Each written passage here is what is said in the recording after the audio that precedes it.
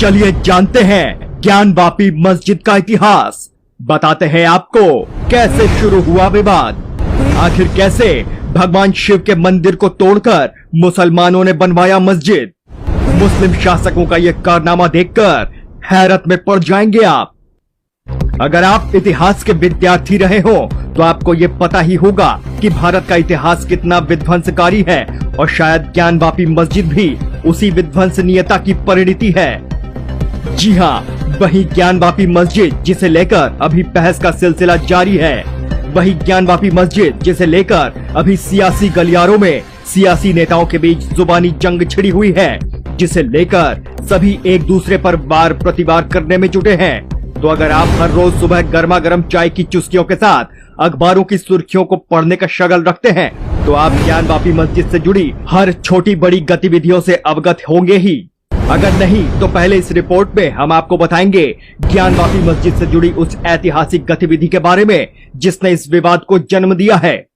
पौराणिक दृष्टिकोण से देखें तो हिंदू पुराणों के अनुसार काशी में विशालकाय मंदिर आदिकाल के रूप में अविमुक्तेश्वर शिवलिंग स्थापित था।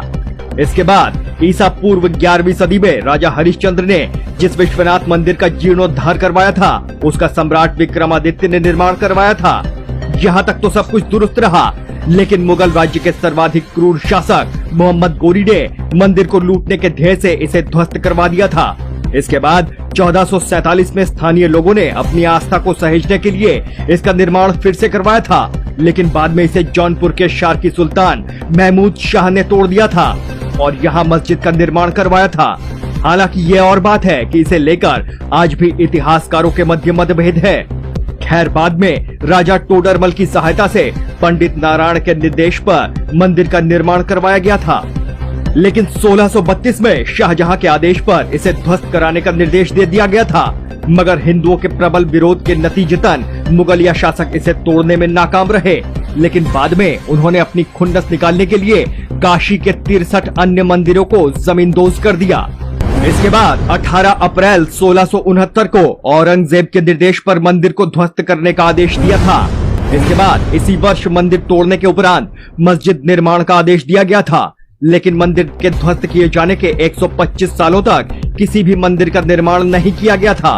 हालांकि इन तमाम घटनाओं के मद्देनजर आज तक ज्ञानवापी मस्जिद का विवाद नहीं गरमाया था, लेकिन आज पहली बार ये विवाद इतना तूल पकड़ रहा है। अब ऐसे में देखना होगा कि ये पूरा माजरा आगे चलकर क्या कुछ रुख अख्तियार करता है। आपको बता दें कि साल 1936 में दायर की गई याचिका में इस मस्जिद को ज्ञानवापी मस्जिद के तौर पर स्वीकार करने की मांग की गई थी। इसके बाद 1984 में विश्व हिंदू परिषद समेत अन्य हिंदू संगठनों ने यहाँ मंदिर निर्माण का निर्देश दिया है। हिंदू पक्ष की ओर से कोर्ट में याचिका दाखिल कर उक्त जगह पर मंदिर निर्माण की मांग की गई थी।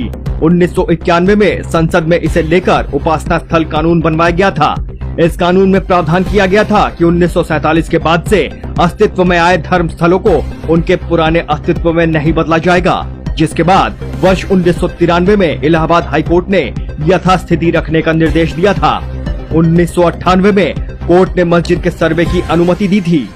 साल 2019 में इस पूरे मामले को लेकर वाराणसी कोर्ट में फिर सुनवाई हुई। इसके बाद साल 2021 में कुछ एक महिलाओं ने इस मसले को फिर से उठाते हुए कोर्ट में याचिका दाखिल की थी, जिसे लेकर अब सुनवाई का सिलसिला जारी हो चुका है।